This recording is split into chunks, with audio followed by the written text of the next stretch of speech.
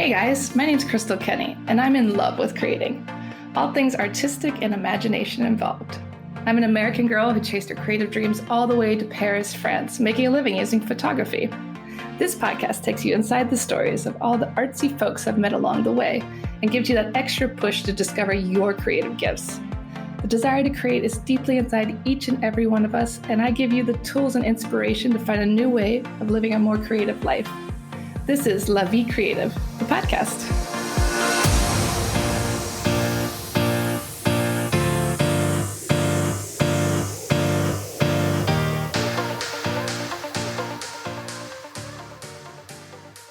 Today on the show, I interviewed Katie Melchior.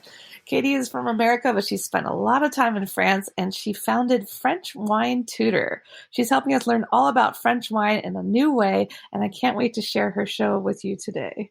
So welcome to the show, Katie. How are you today? Thank you. Thank you so much for having me. I'm doing well. How are you? I'm great. I've been following you on Instagram for quite some time, and I love how you're sharing your love for wine with people across the globe. When sometimes I think a lot of people are intimidated by the world of French wine, and I love that you're helping them not be intimidated and learn in a fun way. Thank you. Thank you so much. I'm always extremely flattered when someone's like, I've been following you for a long time. I'm like, oh my God, I need to take a better look at who's following me so I can engage with everybody more often. But thank you so much. Yes, it's interesting because living in the US now and having mostly American friends at this point, I just got so tired of all my American friends saying, I just don't understand French wine. I'm just going to stick with the American stuff that I know. And generally in the wine world, what you want to do is be open-minded as you can. And so not have anything keep you from exploring something new. And often language is a big part of that. So really the mission was to democratize French wine so that English speakers, people who are not familiar with the French language, didn't feel so alienated by it. So it's been quite a journey. Yeah, I mean, it's so true. I think in America, before moving to France myself, I was a big liquor drinker, cocktails.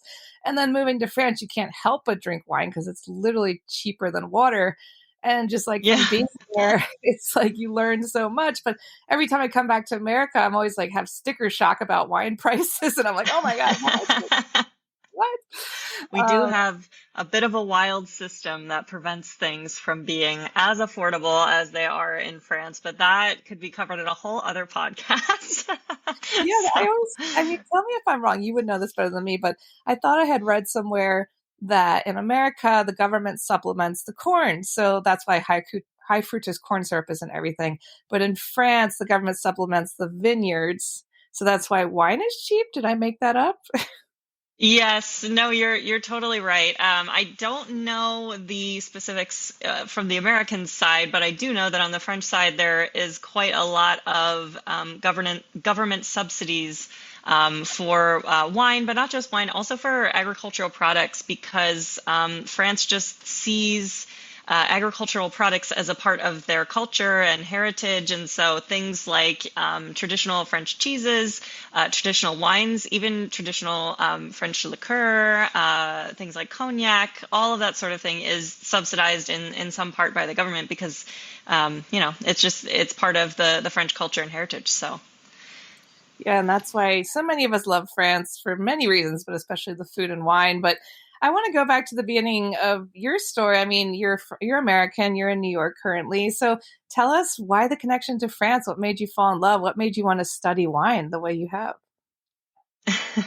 Yes. I'd be interested to hear what your story is too, and how you as an American fell in love with France. But I don't have any French family members. I think that's often the first question that comes to me when people ask me about how I got into France, because I have a good French accent.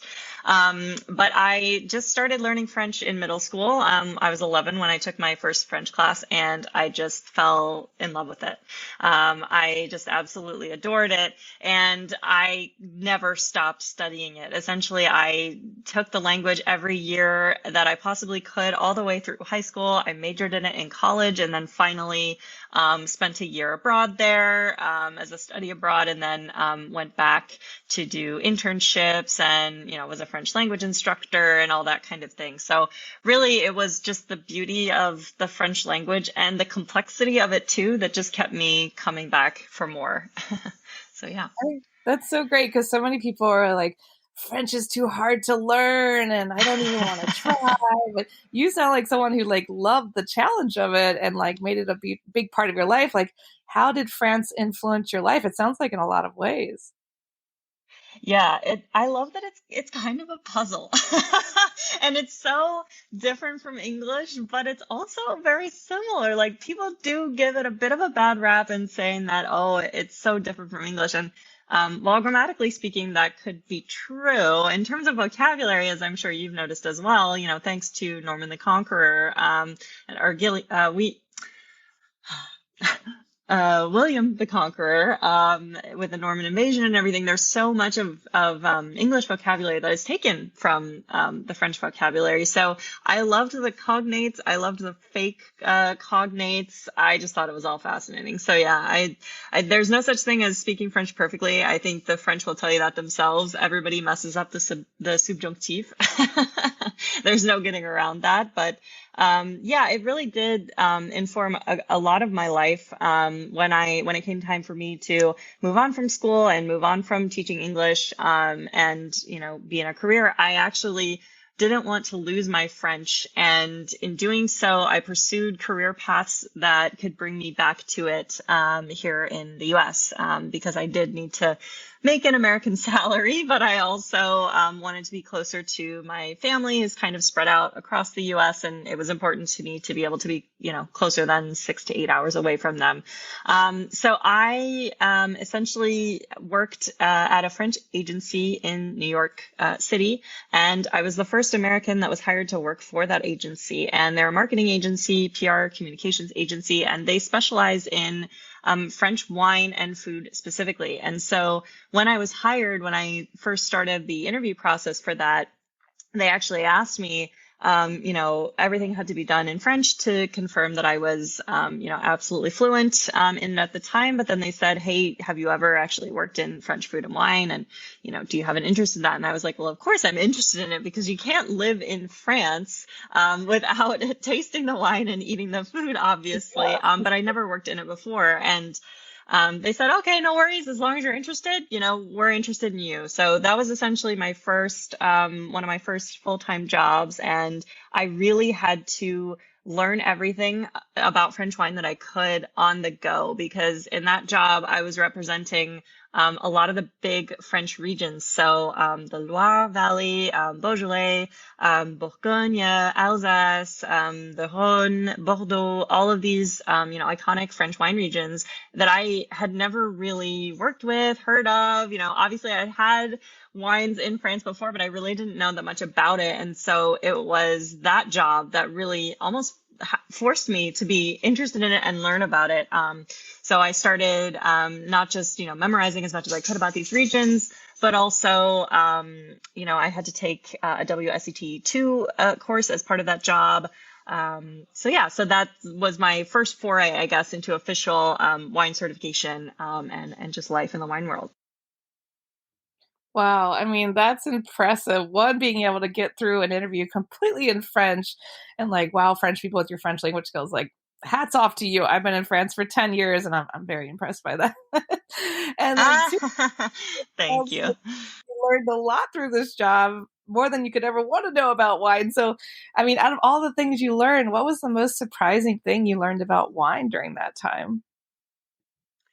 I think something that sticks with me to this day is the fact that wine culture in France and wine culture in the US are not diametrically opposed to each other, but they are very different. And I think because of that, there's a lot of confusion between both the French and the Americans in terms of what wines are and how they're classified.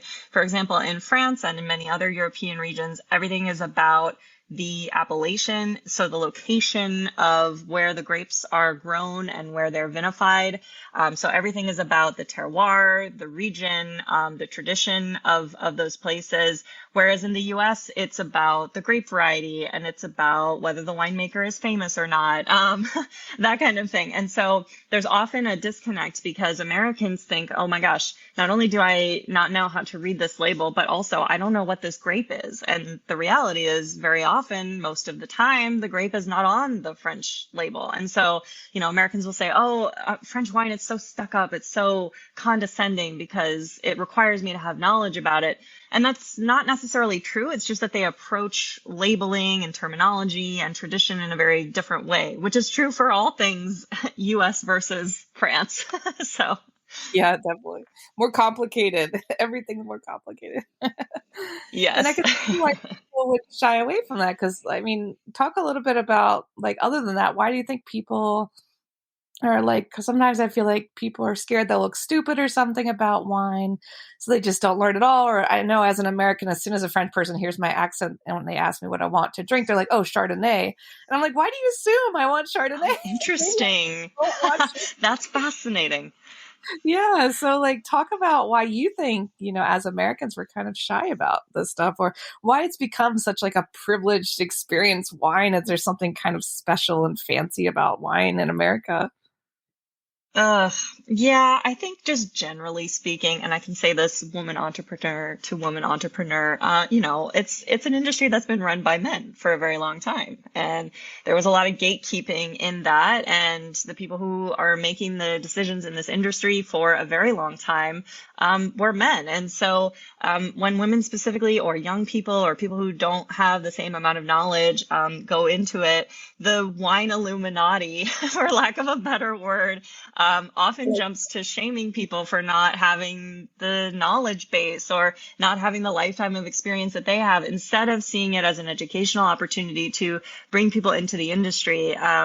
And there was a study that was recently released about how, oh, the wine world is losing young people and we're in a crisis because no one is drinking wine anymore. And it's like, well, if you look back at the historical context of the last 50 years and beyond, it can't possibly be shocking that young people are not drinking wine because we were told that we couldn't do it. We weren't cool enough. We weren't good enough. We didn't have the knowledge, to drink wine and enjoy wine on that level. So, I hope that now this is changing. That's certainly something that I've tried to change with my page, is not to gatekeep knowledge of the French language and of French wine, and make it approachable and understanding for everybody. And there's really a wave of wine influencers, I will say, who are doing this as well for different regions, for all regions, breaking it down for their audience in ways that young people, women, people of color, global audiences can understand more about the wine world. So, yeah, that's funny that they think you're immediately drinking Chardonnay just for being American. I've never heard that before. Yeah, I mean, anytime I'm in France and they just hear the American accent, they're like, "Oh, Chardonnay." I'm like, "Why?" Because I like Wild. it. But I'm going to do a study on that now. yeah, yeah. Please look into that for me because I'm like, I guess a lot of Americans are ordering Chardonnay. I'm more of a Chablis girl myself. Well, that is Chardonnay.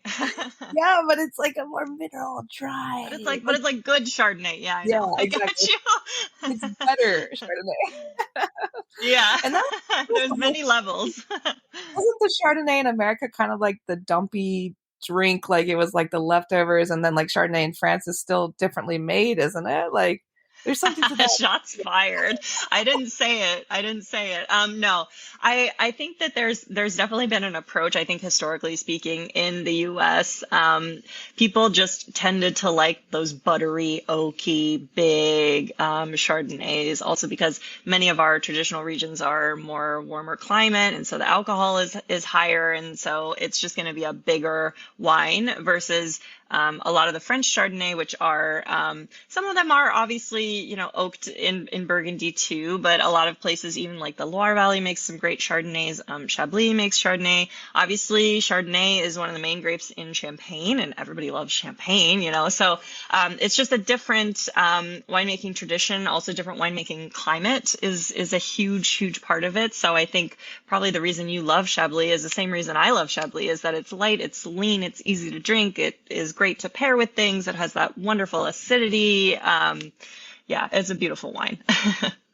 Thank you. You reinforced my love for Chablis. Back to, I mean, there's been a lot of talk in the news about, people faking wines and like all this like fake production and labels. I mean, as someone who knows wine very well and worked at the industry, does a lot of this stuff come down to marketing as well? I mean, some wines are super popular with Americans or French people, and you, as someone who knows wine well in the regions, I mean, obviously some wines are better than others, and the aging and all that. But does a lot of it have to do more so with marketing for what sells? 100,000%. That is a huge issue that the industry is having, is that, and even what I've found, and this is not true of every single French producer, but I found that there are certain regions and certain producers who don't want to invest in marketing at all because they think their wine is so good that it will simply sell itself. And we know that that's just not true for any product, right? Like Nike didn't become Nike overnight. And I mean, obviously I can't really compare wine to Nike, but at the same time, it's like you have to invest something in, public relations, marketing, something else to get your message and your ideas out there. It just does not happen overnight, especially nowadays in this age of social media and pay to play and everything that's happening. And so I think in the US, there's more of an emphasis of, okay, we know we have to pay for marketing, but we don't have the money for it. And there are certainly producers who say, oh, well, my wine is so good, it will sell itself as well. But I personally have found that in France, for many regions and producers, it's just this belief that they don't need marketing because they are that good. And obviously, there are some producers who in France are also like, I know I don't have the funds for this, but I really need to sell. How else can I go about it? And there's different ways. Like there's growth marketing, there's affiliate marketing, there's all kinds of other types of marketing that they could try. But there is a pervasive belief that not everyone needs to do marketing. So that's an issue for sure. Yeah, I mean, as someone who's lived in France for a while, I know sometimes the marketing department, they're lacking in some of those. And I get what they're saying because, they're proud. I love that about the French, how proud they are at their products and how much it means to them to make a good product. But at the end of the day, like you said, it's like marketing. It goes into everything. It's like unavoidable, necessary evil.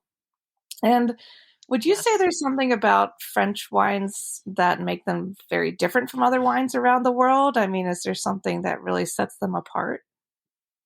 Oh gosh, what doesn't set them apart? um, yeah, that's a good question. I think it's the complexity. It's the fact that and I mean, this is true for other European countries too. I don't mean to discount Italy or Spain or Portugal or Germany, all of which have very strong winemaking cultures. But I think in France, and when we look at like French history and how wine has always played a part of it, it's just been this ongoing intergenerational commitment to excellence, research, and understanding, and precision too. I think it's crazy to look back and say the reason why these plots in Burgundy, as an example, are for Pinot Noir and Chardonnay is not just because the French appellation system is, rigid and difficult and says, okay, only these grapes in these places. There's reasons for that, and the reason is that hundreds and hundreds of years ago, the monks grew all kinds of different grapes that they had available. And after trial and error, deciding what was good and what was not good, it ended up being Pinot Noir and Chardonnay that did the best. And so now Burgundy has this beautiful wine culture that focuses on these two grapes and winemaking techniques for those grapes specifically. So I think for me, it really is that French savoir-faire and also just that commitment generation after generation to truly producing excellent wines, and, not giving into fads specifically. So on that, I will give them kudos for not falling into marketing traps because they stay true to who they are and what works. But yeah, I think it's the way that they're able to express this incredible terroir that they have throughout France that really makes them unique. Well, now we have to know what your favorite French wine is. Would you say it's Chablis? What's the top of your list? Like, what's something everybody should taste in their life? Ah, this is always such a hard question. It's the worst question because I'm like, I love almost all wines from almost all regions, right? Um, but yeah, I would say I love Cru Beaujolais. That has a special for red wines. It has a special place in my heart because it was one of the first wine regions that I represented, that I tasted extensively, that I really loved. I didn't go into my wine drinking life initially loving darker, heavier red wines. And I thought for a very long time that I was simply not going to be able to find a red wine that I really enjoyed until I found Cru Beaujolais. And that's been the case my whole career and today. And I'm actually going to be going to Beaujolais later this year. And I'm super excited because I've never been before. So it's kind of like a homecoming of my soul of sorts. um, yeah. Yeah, But for, oh, go ahead. I don't know. I think that's great advice. I mean, I think Beaujolais, a lot of people are like, "Oh, isn't that the bad wine?" But they don't understand like that. There's many levels of No. it. Yes, it's really, I mean, and that's sad in its own way because Beaujolais Nouveau has that reputation and kind of tarnished the reputation of the region again with a marketing play that was very popular and sold them a lot of wine, but at the end of the day, did kind of ruin their reputation. But I think ever since then, since the 90s when all of that kind of hit a boom and then a bust, producers around this region have really recommitted to making biodynamic, organic, natural Beaujolais, Cru Beaujolais at a level that rivals, in many wine critics' opinions, the Cru of Burgundy and beyond. So there is definitely a lot of really cool stuff happening in that region. So yeah. And what advice do you have for new wine enthusiasts, like people, they like wine, but they don't know much about it? Like, what advice would you give those people on how to explore, French wines?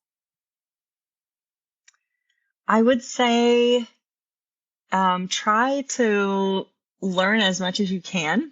I think one of the great things about the wine world, even though in the past there has been a lot of gatekeeping, as I was saying before, of knowledge, nowadays it's very easy to learn about wine because there's so many other educational resources that are either free or at a very low cost. So for example, I have my WSET 2. The WSET 1 is like an entry level, like 8-week course that you can take, and it gives you like a crash course essentially in wine. I don't remember how much it is, but the barrier to entry is really not that high. I think it's a couple $100. And so that's like a great, if you're passionate about learning more about wine, that's a really great place to go. There's a lot of other educational, nonprofits and resources, places like Wine Scholar Guild, which, does webinars and membership, and they give away a lot of, content and information on their social media handles. People like Wine Folly, for example, who is really kind of the original wine educator on social media. Madeline Paquette, who really started trying to make wine more approachable with her sort of graphic and artist series, breaking down wine labels, doing all these kinds of things. Even wine enthusiasts, a lot of wine publications and magazines, they do a ton of educational content that's free on social media, on their websites. So really, if you're just like Googling how to get into wine, you're probably coming up with a list already of wine publications, wine bloggers, folks who are passionate about getting you in the door of wine. So it really just takes, a quick Google search and maybe an Instagram search or a TikTok and a Facebook search to see who the key players are in the wine world and giving them a follow and just always being open to learning. Let's talk a little bit about your business, French Wine Tutor. I mean, what inspired you to start the business? Talk about how you help people and how people can learn more. Yes, I think we talked about this a little bit earlier too. I really was inspired when I worked at the French marketing agency. I was able to do an influencer trip with two influencers in the wine space, and we went to the Loire Valley, which is absolutely stunning. If you're listening to this and you have not been to the Loire Valley, you should 100% go. But we went there, two female influencers, myself and my client at the time. And we kind of just did this road trip from Nantes all the way to Sancerre, which is not too far from Paris. And during that time, I was doing a lot of translation for the influencers who didn't really speak French. And I was kind of explaining, obviously, both of them knew quite a lot about wine, but they didn't really know how to pronounce things or what the sort of subtleties of French wine and French wine language were at the time.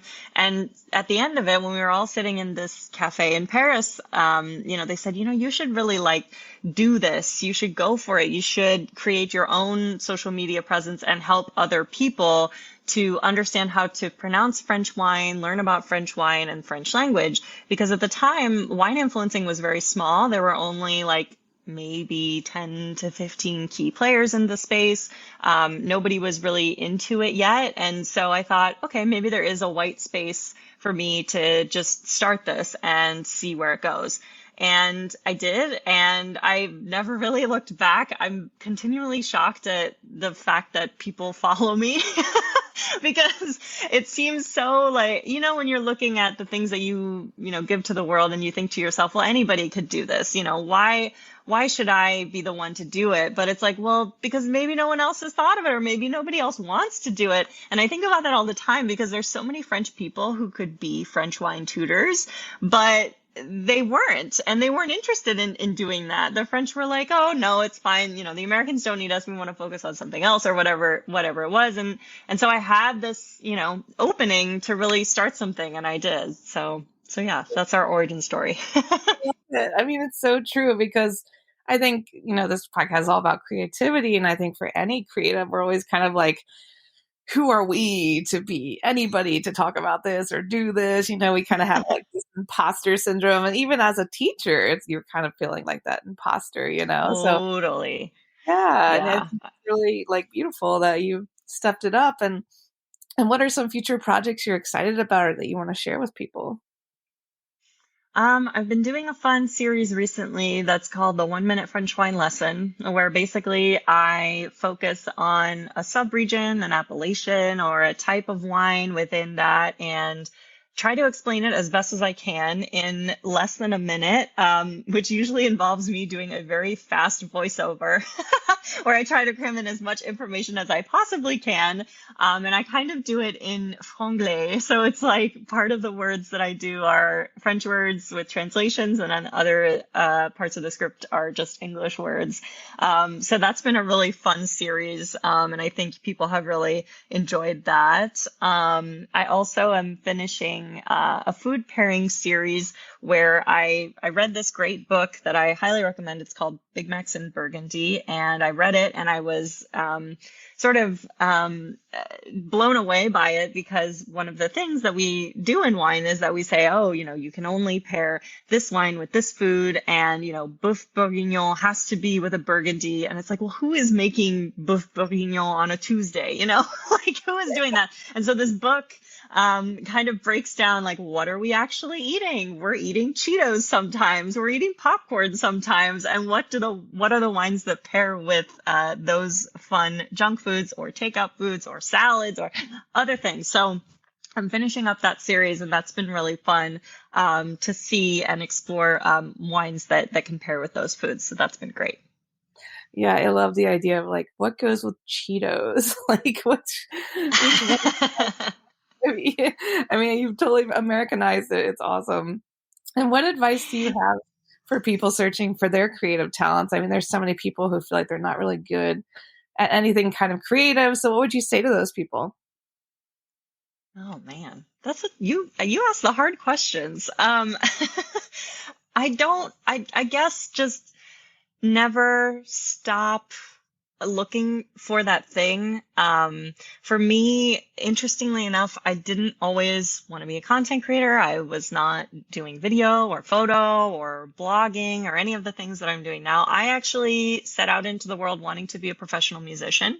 I studied classical piano, and I wanted to be an opera singer. And so the other half of my degree is actually in vocal performance.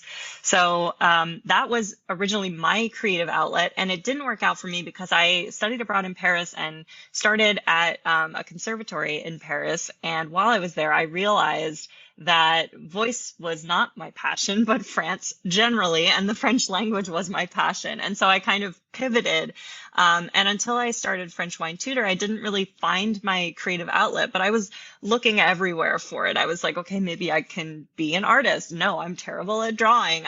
So it definitely took me a while, but I don't, and I would never call myself a photographer. I think what photographers do is incredible, and I have massive respect for you guys. But in terms of creative content and kind of thinking about things in a new way, French Wine Tutor just happened to me, but it isn't what I set out to do with my life initially.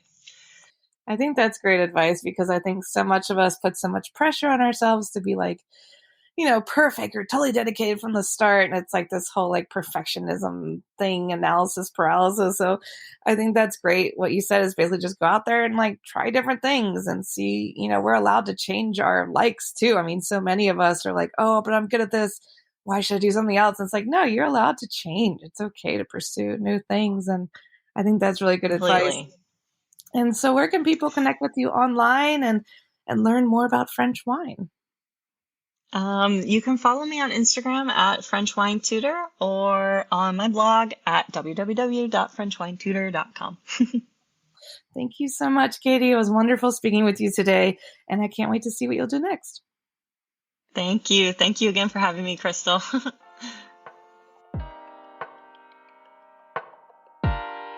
Thanks so much for tuning in to La Vie Creative. You can find more information on MissParisPhoto.com. And if you enjoyed this show, please feel free to share and spread the word for all my creative guests. We have the power to help them to keep doing what they love. See you next time.